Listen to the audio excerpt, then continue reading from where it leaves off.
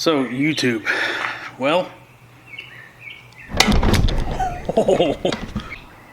so we're gonna start this video out with a disclaimer. The same disclaimer I've been giving to everybody lately. Don't take this as gospel. I never said I was mechanically inclined, but we have done some research this time. I'm taking my own word for it instead of listening to God and everybody else. So let's talk fuel and why a little V6 here has the same fuel pump as a 5.7 Hemi.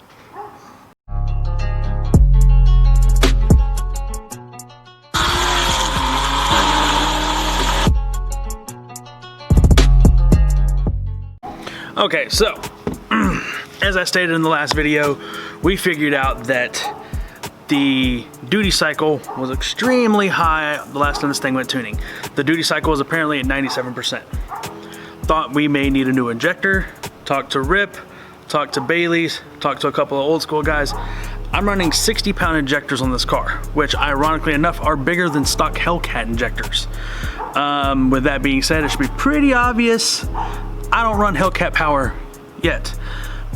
But if I'm not running Hellcat power and I'm running a bigger injector, well, common knowledge would say probably not the injector. So we need to increase fuel.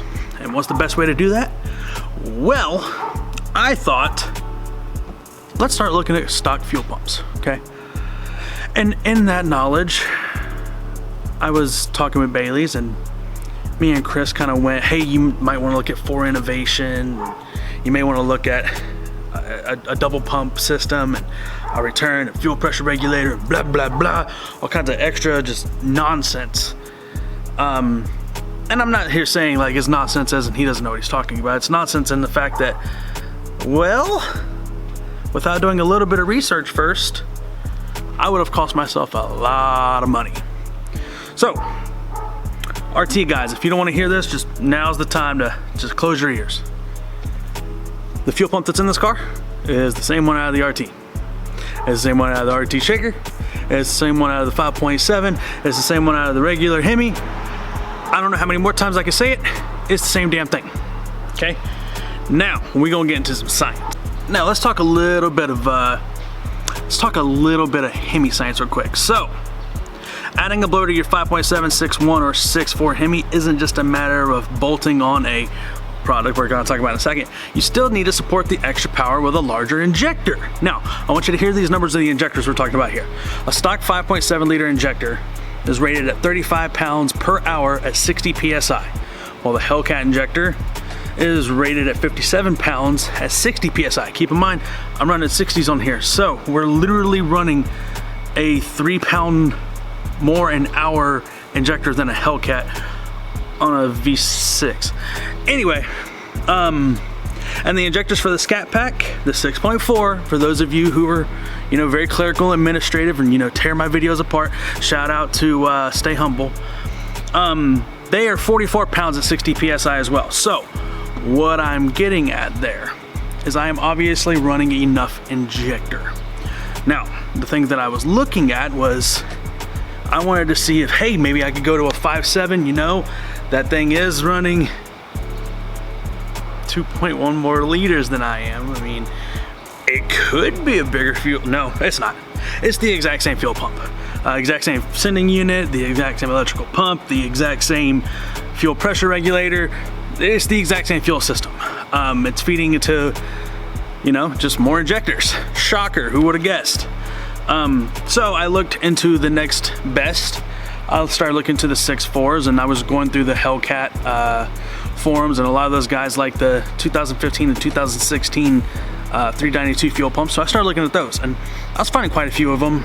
I mean, you're looking between anywhere between $285 on Steve White parts all the way to $400 or $500 on other offshoot sites like MMX. I also saw a lot of stuff from like Holly, and while I like Holly, that's on my Corvette, you need to understand that like that's an extremely expensive product, and at the end of the day, if there's another solution, well, I'm gonna look at that other solution first. So this is where you guys are gonna come in today. Since I don't, you know, I'm not mechanically inclined. What would you guys do? There are a couple of different options here. I did look at a Hellcat pump because obviously if it can support 707 at the crank, it would be able to support the number that we're going after. Problem is, it's a little bit of a bulkier fuel sending unit. There'd have to be a little bit more modification than we would like on the fuel tank. It is what it is. Keep in mind, I could be wrong. We looked at the 6.4. The 6.4 should bolt up correctly. I'm just not sure about pressures and what to expect there. We're gonna go here in a minute to probably AutoZone or like O'Reilly or something, and I'm gonna pull both pumps and see if they'll let us take them out of the box and do some filming just to see what they look like. Or there is always the option of a booster pump. There's two different ones that I'm even remotely interested in. And now that I know this has the same fuel system as the damn 5.7, I know that I can run a booster pump. So you either have the booster pump from Kenny Bell, which runs off of a pressure system that runs off of intake pressure. So as you increase boost, hey, shocker, it would increase voltage to the fuel pump. And I mean, there's a lot of giant arguments behind that. Some of those are, hey, it'll shorten the life of your fuel pump. While that's a little sketchy, well, a way to fix that is buy another fuel pump, put that in, and then bolt up the booster pump. I don't know. There's also another unit from a company called JMS. I'm actually a little more interested in that. The install seems extremely simple. And I mean, it's something that, with some of the parts that I have coming in this week for the old girl, it's something that we could install as we put in the newer parts. And it seems fairly easy. No, it's not like I'm trying to find the easy way out. I'm trying to find the cost-effective way out because, okay, cool, oil debacle, that's settled. We know what oil to run. We are now running the correct oil. We get fuel in place, and I fix the exhaust leak, which is literally just the single-use gaskets that we have from Felpro. As soon as that's on, we can go get this thing tuned, get her back in proper driving order. We can get back on the track and staying humble. What do you guys think? Now, this system is actually running at an unloaded electrical current, 13.5 volts, which means that's exactly what the unit is getting on the fuel system. So, with the booster pump or the JMS, we can increase that up to 17.5 volumetric flow. That could be almost 70% more fuel, which will solve our issue. Pros and cons. What do you guys see as pros and cons with us doing what's the best way to put it? A fuel pump voltage booster. Science. What do you guys see as the pros and cons there? Leave those in the comments for me. Are you running one? What kind of issues have you had? I know the thing needs to stay well ventilated so it stays cool. As far as it, shortening the life, how much of the life does it actually shorten, because it only kicks up the voltage to the pump when you're at wide open throttle or well within boost? I mean, I'm seeing a lot of pros here, but not many cons. But obviously, like I've said many times in this video, like it's pointed out many times in the forums, I'm not mechanically inclined. I want to know what you guys think. If you have one, what kind of issues have you had with it? I want to know, because if this could be the missing link to what we need, then that's $350 fix as opposed to a $1,037 Hellcat fuel pump and more fabrication. Yeah, let's go look at that fuel pump.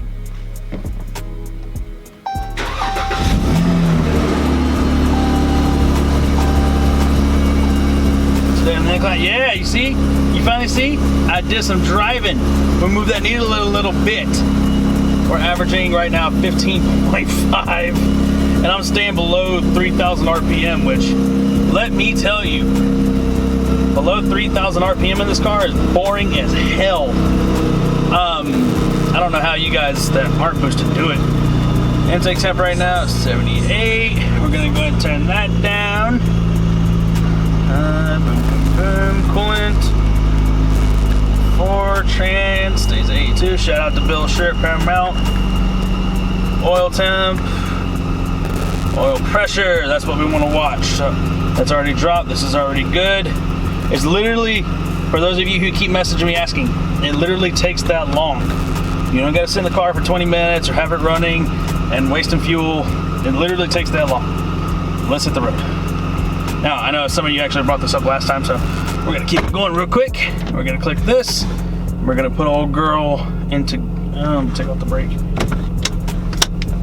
We're gonna put old girl into gear and watch this drop. You ready? 75. It's a little bit cooler today. Right now it's only 79 degrees. It's dropping. So as the oil warms up, obviously, viscosity changes and it flows a little bit easier. Who would have guessed? Let's go look at fuel pumps. Okay, well, on second thought, we're not gonna look at the pumps.